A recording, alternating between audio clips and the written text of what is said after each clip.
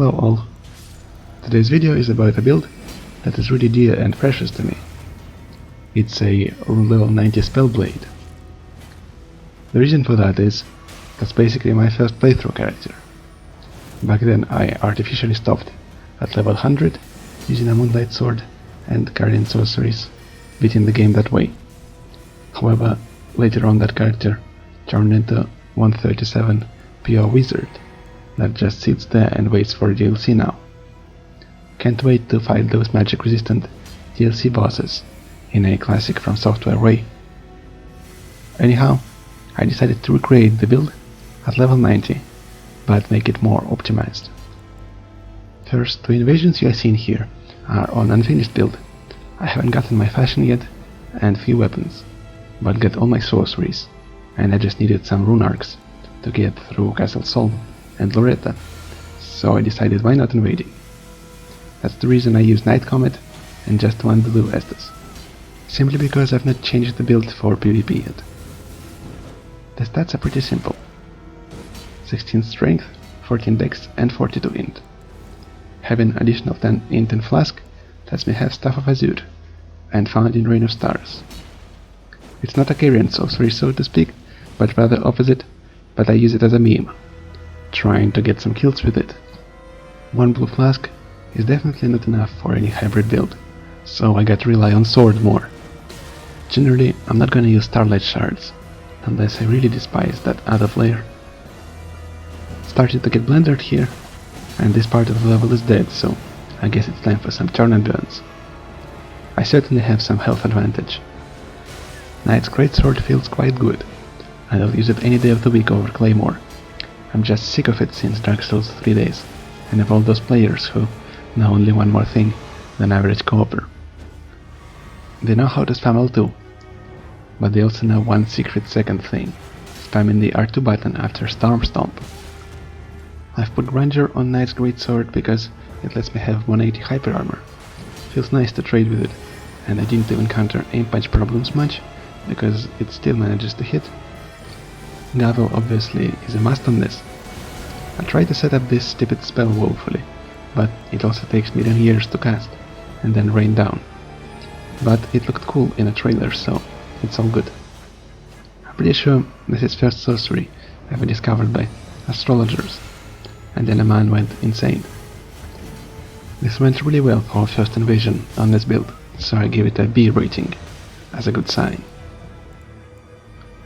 Next invasion happens in Altos Tunnel, which is not a great place to invade. Too little PvE support, and whole level is just small.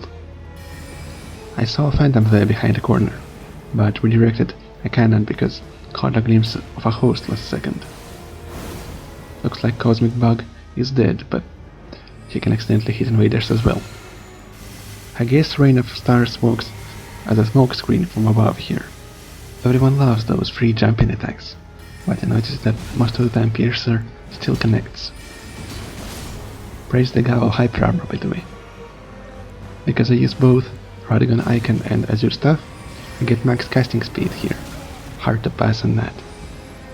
I think I've made a cool guy clip out of this invasion, as much as this build can allow.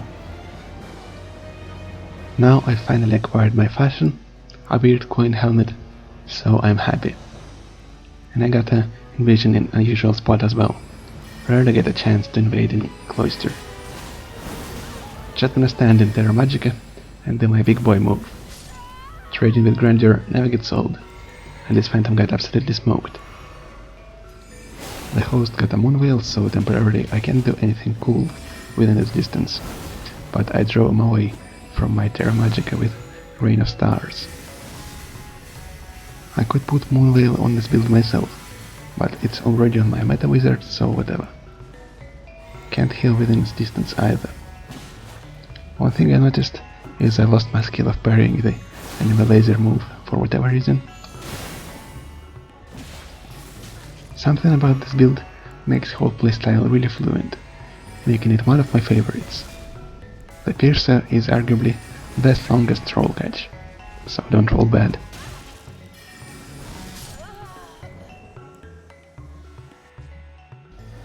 There's a ton of different shards and pews, but I'm using Great Greenstone Shard at the moment. Frankly, I was gonna lock on for host second time, but I'll take it. As you can see, I can trade with lesser weapons without any problems, even with a small aim punch. Absolute clutch message hitting here, and a weird 2-hit combo. I'm not aware of this weapon class having it. Terrible latency in this invasion, especially with the host, but it was still a fun one. I did a few cool guy things. This isn't ideal place to invade either, because it's just a flat level with little to no enemies, which goes for a lot of open world invasions. My options are either gargoyle or a camp with ulcerated tree spirit, but they aren't entirely backpedaling, so I'll give him that. Both of those piercers connected straight up 7 seconds later, so I wonder how they see me on their screen. I always seem to take damage immediately though. I use greenstone consumables from time to time, just not pots, because I've not collected them yet. We don't like blues here, so I swapped to a spear. I put a phalanx on it, because knights use it as well. Look at this slick setup into don't roll bad combo. I think I'm beauty really. I could show it in slow motion, but I won't.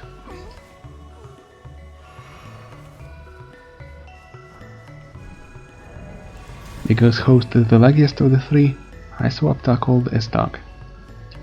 I think it kinda makes sense, as Prisoner starts with it. Prisoner was also my starting class on my first playthrough. Couldn't have been any other way, because I remember that mask from promotion.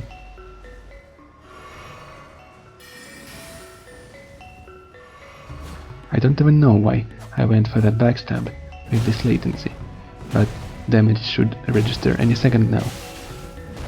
I think slicer spam is a solution here. It does seem to me like connection's gotten worse on PC since Dark Souls 3. I heard in that game it was actually better than on PlayStation. In this invasion I've been waiting them on this platform for at least 5 minutes till they deign to arrive. This is why cannon or ballista is important. I don't have strength for either, I think. Taking that sweet cheap damage from Rain of Stars. Fun fact, there's exactly 140 projectiles in it. Also it does look like fancy moves at greatswords have to hit combo, but I may be wrong. 5 minutes of waiting and 45 seconds of fighting, but I think it's better than coming into dead level on their terms. Got an unusual spawn point here. Also this phantom takes no damage from that cannon of Haima. Must be really high level, because magic defense scales with int and rune level. Weird to me how Grandeur did way more. Just gonna retreat into this part of the level. And the first part of the plan is ruined because they didn't fall down from this cannon. So now the plan is to just slowly drag them into the level further, and thankfully they follow me. I can't really turn and burn much here because I'll easily get blendered by 2 of those weapons. And if the host decides to use his weapons Ash of War, I'm screwed.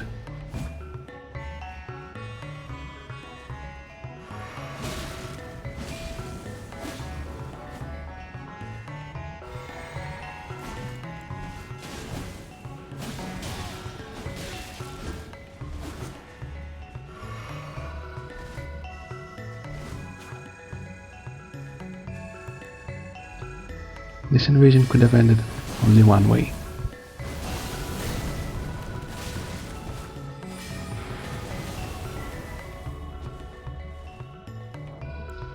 Here's a nice clip of a Blee build from YouTube in shambles.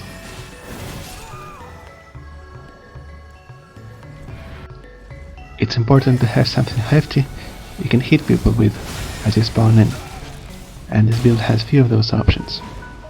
Quite a few of Cloister and Lake of Rot invasions. This one is kinda tainted by the phantom spamming on one thing, and I do a mistake of rolling in Rot. No iframes on Wake Up, and host gets pointed at for his friend and that spawn camping attempt.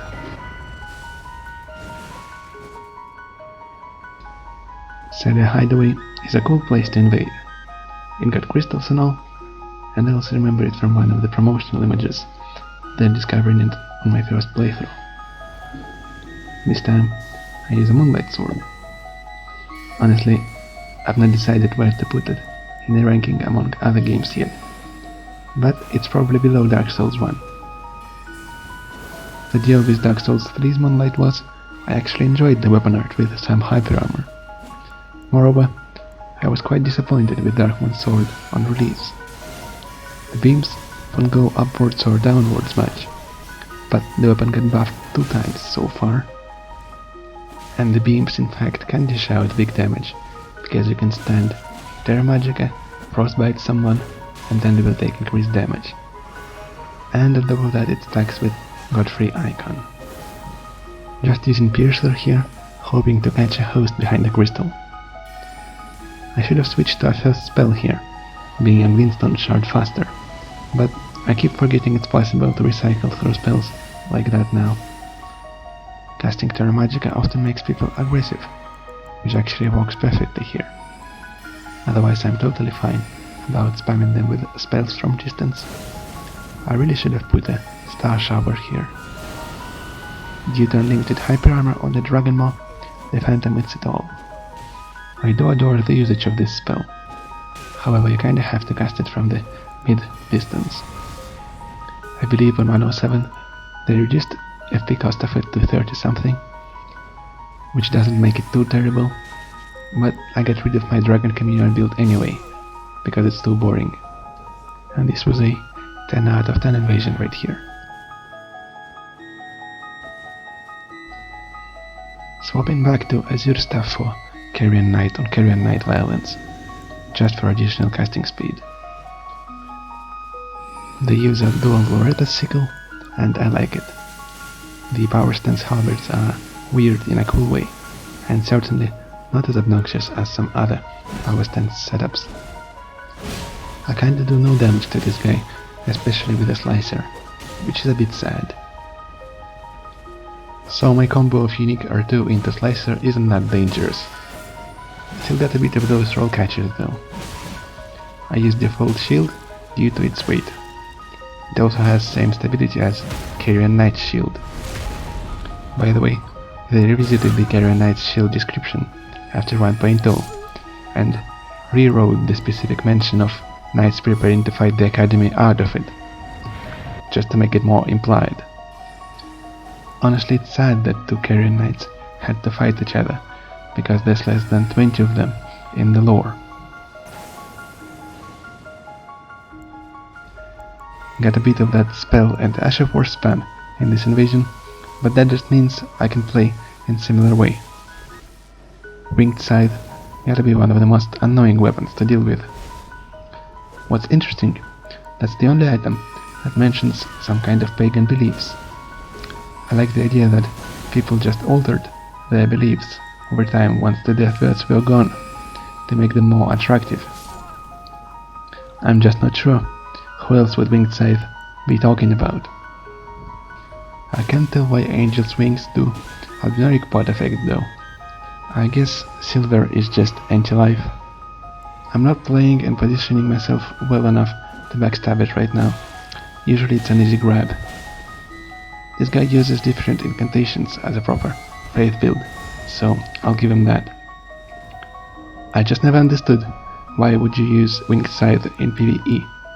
I think what this build needs right now is more projectiles to cast from distance, as I got only cannon when I was recording this.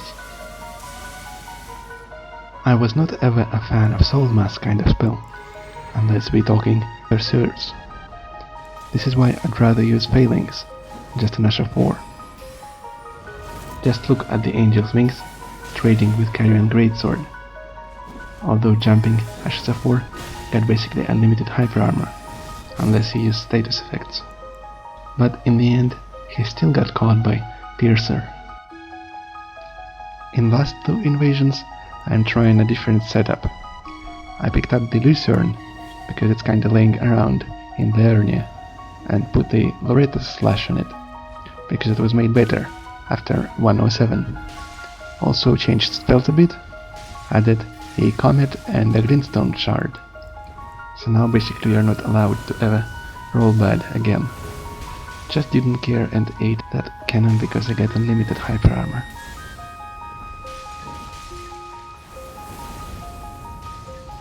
I'm kinda spamming that L2 button too much right now.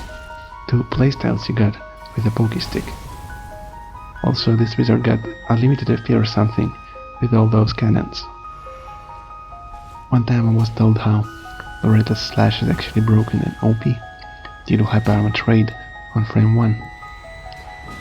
It was probably words of some legend of PvP. I'm unsure how this piercer completely missed, but now I changed my playstyle to chaining grinding R1s. That's basically all you got with that halberd. And Swift Greenstone Pebble made it way more oppressive. And now I just realized I can steal the cannon with retaliation. I messed up the timing a little bit, so I still took damage.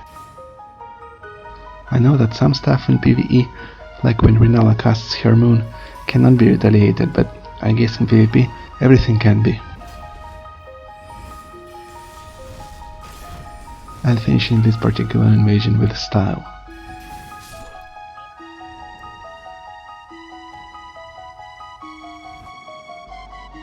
This invasion happened in Abandoned Cave, one of the most peculiar places to invade at level 90, and I definitely cannot fathom why would you need 2 phantoms here.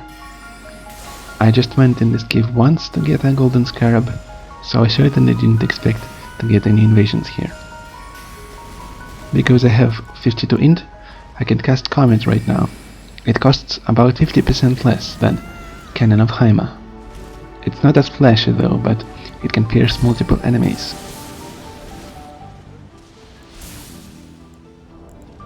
This place really sucks right now.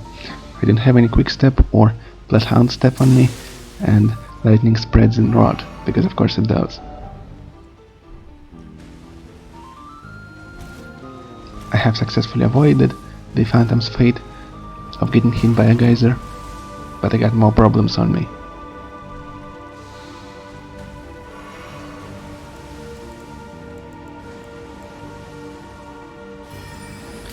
At this point I have to break through deeper into the level. That phantom is main problem right now, because this move does million damage and I can't really interrupt it. Just gonna do one tiny turn and burn with one-handed Lucerne. Now that I've ran deeper into the level, I can just kinda hold this room. All I got for the support is one rod flower and some kindreds of rod.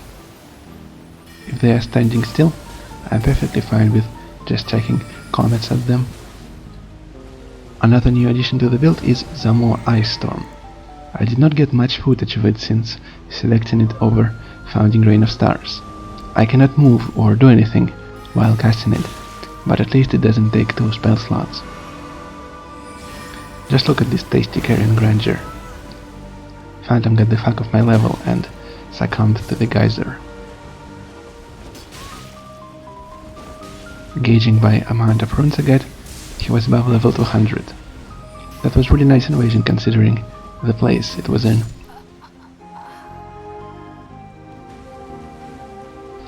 I hope you guys liked the footage, and I'll see you next time.